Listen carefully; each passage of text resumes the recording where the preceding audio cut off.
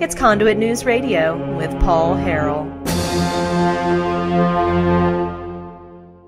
We've got Congressman Rick Crawford on the line this morning. Rick, thanks for coming back on, sir. Hey, I think it's Marty Stewart that covered Cry, Cry, Cry that you're talking about. Oh, really? Okay, yeah. It's Pretty sure. definitely slower. This was more up-tempo and just more fun, So, well, it's Johnny Cash, man. Yeah, exactly, right? An Arkansas legend, Arkansas tradition. Rick, I appreciate you coming on, especially on Johnny Cash Friday. And we always normally used to do these conversations, but we would do them recorded and we'd play them later in the day when we were on in the afternoon. And now we're live. Things have kind of worked out a little bit better, and so I'm really excited to have you on. How are things going in D.C. right now? Oh, well, it's slow progress. I think the really important thing to point to is the tax reform package and the tax cuts and how those are, manifesting, an improved economy right before our eyes. I know that people have been, bringing home more money in their paycheck. It's going to take a little bit of, another year before we can actually file our taxes on this new code. So as we approach tax day, we've kind of got to manage expectations on what you'll expect in your return. But on a day-to-day basis, it's looking so much better as a result of these the tax reform. And the evidence of that is you can see companies all over the country that are putting more into their wage and compensation packages and investing in their employees, expanding their businesses, hiring new employees. So I think it's doing what it was designed to do. And there are economists that are expecting sustained 4% growth over the course of this year. And so I think it's something to be pleased with. And, it's easy to focus on, the debates that are taking place right now with regard to immigration and things like that. And you see that has really not moved forward very effectively in the Senate. But, let's try to, find some good things to point out where we've made some progress and are delivering some results. Yeah, and, on the tax thing, you don't file till next year, but you've got businesses that are going to start making quarterly payments, and those estimates are going to be different. And so that's going to be more money to hopefully invest or pay more employees or hire more people or that sort of thing. So that's really good. I want to ask you about Donald Trump's State of the Union speech. I thought it was really powerful. There were so many great moments in it. And then you mentioned immigration. When he got to the immigration point, he gave the Democrats, I mean, everything that they wanted. And I kind of feel like the Democrats have said they rejected it because they would rather still have a victim and oppressor so that they can maintain power. That's kind of my take on this. But what was your thought about the State of the Union address and this immigration proposal that he gave? Well, I think, high marks on overall on, the substantive points in the State of the Union. I agree with you. I think that immigration is an issue because they want to make it an issue and keep it an issue. And I think that's a legitimate question. Why can't you take yes for an answer? I think the president was very clear in what he was willing to do. And at the same time, we have a responsibility to secure this nation. I'm okay with addressing DACA in the context of the points laid out by the president. I'm okay with that. And I've said that publicly. I've said it privately. I understand the concerns of young people who were brought here, not knowing at all where they were being taken, and they end up here in the United States and find that's the only place they've ever known. I get it. All right, that's fine.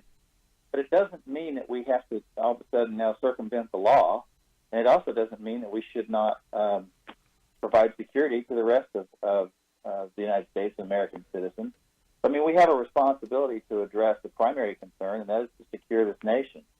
And if we can't do that, then we'll be, you issue some sort of a path forward for DACA designees, and we'll be back in this same situation in 5 years, 10 years. We don't know how long it will take, but we'll be wrestling with this again, and we don't need to do that. Yeah. Well, I mean, we have historical precedent, Ronald Reagan, amnesty and then secure the border later, and we're right here in the problem. It's a real problem. So you definitely have to. They're shameless about about that. I mean, Dianne Feinstein, if you remember the meeting that she and some of the Democrats were in attendance with the president, and they specifically talked about this, and she said, well, Mr. President, why can't we go on ahead and give legal status to the DACA recipient, and then we'll talk about securing the border later. We'll talk about securing the border later. I mean, that is absolutely shameless. That it really kind of really betrays their total, their real agenda, and that is that they have no interest in border security. They want to provide citizenship as a win to these individuals, and then leave the door open for more to come in so they can do it again. Mm-hmm. Yeah, you're exactly right, and I appreciate. I definitely appreciate your thoughts on that, and I think a lot of our audience does as well. There was a ton of issues raised in that State of the Union, and of course now we are.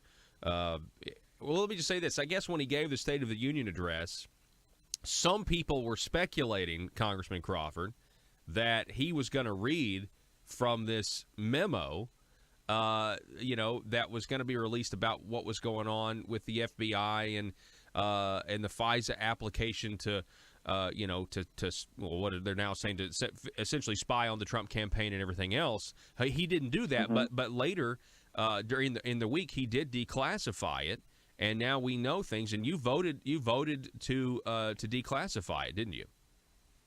Yes, I did. Well, so how what just kind of describe all that for us, and were you shocked to when you read that memo? Were you shocked at the abuses in the Obama administration? Let me give you a little bit of a timeline here that sort of tees up why the memo was necessary.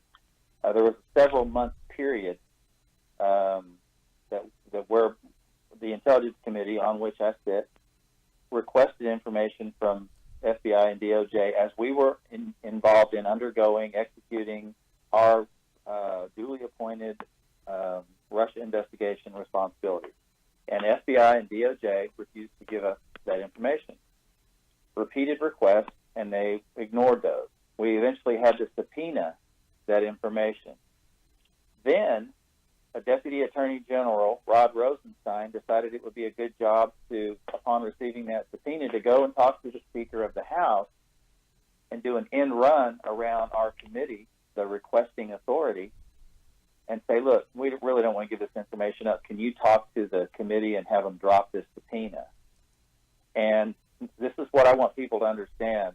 Speaker Ryan stood with us and for us and said, no, you're going to have to give up that information. I'm going to tell you, there's not a whole lot of speakers that would have done that. And he did it because he wanted to maintain the integrity of that committee and support the committee, and he does that. He's very supportive of the authority of committee. So this was the agreement. Rather than just bring the information forth, they said, well, this is really sensitive information, so we're going to set up a reading room over at DOJ and provide and allow limited access. So they put it in a SCIF over at DOJ, and the parameters were accepted that, we could have one member and two staff members go and view the material.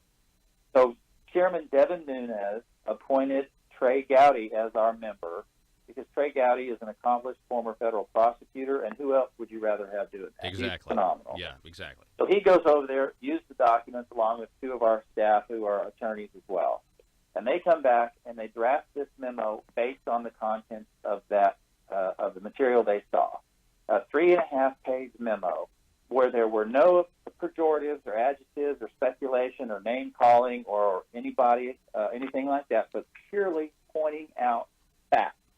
Period. End of story. There were no sources and methods, and there was no compromise of national security. Therefore, the committee voted along party lines to release that to the House members for their review, which we did. It stayed in the SCIF for a period of probably 10 days to allow members to review it. There were well over 200 Republican members that viewed it, and less than 50 Democrats that viewed it. Now, they all had an opinion on it, but only 50 of them took the trouble to come down and view it. Wow. Then we voted, send it to the president for his review and for his disposition in regards to declassification to make it public. He did that. It was viewed by the FBI. The FBI could not refute one single fact thematically or materially. It was accurate, and they knew it. They didn't want it out because it pointed to some individuals as some bad actors within their ranks, and that's why they didn't want it released, but they could not refute the accuracy or validity, thematically, materially, or otherwise. So that's why it was released, and that was the process we followed. Now, contrast that with the Democrats, who say, well, we want to put our material out. Well, there was nothing to stop them or prevent them from doing a memo either. They had the same access as we did, as I described it before. So what they came out with was a 10-page memo with 38 footnotes, filled with pejorative and adjectives and name-calling and calling out people like Trey Gowdy, Devin Nunes, and President Trump. It was nothing more than a hit job pushing back against our fact-based memo, and deliberately written to include sources and methods, knowing that we would go through the same process to allow members to view it. Again, same process, and guess how many Democrats came and read it? Probably about the same number. Far more Republicans came down to read that memo as well. So the Democrats aren't really interested in reading what they're talking about. They just want to spout off opinions about it. So then we voted unanimously, the Republicans included, to release their memo to the membership. And then we voted, as Republicans and Democrats, all of us voted yes to release it to the president. Now, here's where things, get political. The memo was written politically. The memo was written for effect.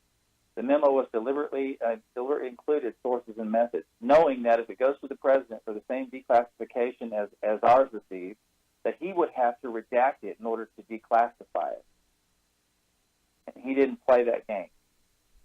We had the FBI and DOJ review it. The president looked at it and said, I'm not going to release this in its current form. The FBI has to make the determination of what's acceptable. There were some 47 items that would have required redaction and 17 others that were questionable. So basically what the president did was he took a red pen and said, hey, here's your English composition, circled all the mistakes on your rough draft, and to go back and do it again. And he didn't play the game. He beat them at their own game. What they wanted to do was for him to redact and send out there and say, see, he's got something to hide. That's what this whole memo on their part was about trying to set up the president to be someone and use that as an argument to buttress as evidence to buttress their argument for obstruction of justice. So it didn't work. Nobody's buying it. And if they want to make a statement to refute our memo, they're free to do that, but they've still got to follow the same classification guidelines and respect the sources and methods and all that kind of stuff, or it'll never see daylight in public. This is a fantastic story. We're talking with Congressman Rick Crawford. He is a member of the House Permanent Select Committee on Intelligence, so that's why he has this integral knowledge of what took place in this timeline.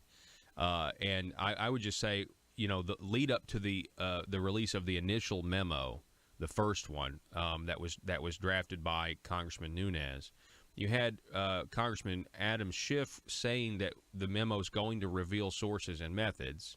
The memo's released; it clearly doesn't reveal sources and methods. But then their memo, actually, the one that they craft, does reveal sources and methods. I mean, that's the definition of hypocrisy. Absolutely. They wanted redaction. They wanted the FBI to do redaction separately, and they wanted the president's legal team to do redaction separately so they could compare the two and say, look, see the president, he's trying to obstruct. It was a politically cooked up idea. It was exposed for what it is. It's absolutely a travesty, and it shows that members on that committee under Adam Schiff's leadership have no interest in finding the truth. What they have an interest in is continuing to engage in this protracted investigation where we found no evidence to support their charges. And believe me, we have conducted a thorough investigation. Every time we bring up one of the witnesses that they request, they'll ask for two more. And to the point where it's ridiculous that, they might want to have, somebody that handled President Trump's bags in 2016. Wow. Because they might have overheard a conversation or something. It's that ludicrous. So Congressman Crawford, we're also told that there may be more memos coming from this committee, maybe on the State Department. Is that true? Is that accurate? Do you expect that to happen? I'm not sure. Yes, there is a more fulsome representation forthcoming on the extent to which the previous administration was involved in activities relating to this topic. So when we talk about Russia collusion, yes, we have discovered Russia collusion. That Russia collusion exists within the Hillary for America campaign, the DNC, and many of her associates. We know, and it's been acknowledged by at least one of the members on the House Intelligence Committee, one of my colleagues on the committee, acknowledged unequivocally that, yes, the DNC and Hillary for America paid for the Trump dossier. And there's now more information about the Trump dossier, how it materialized, who shared it, with whom, and a lot of other details that will become public at some point in time. But yes,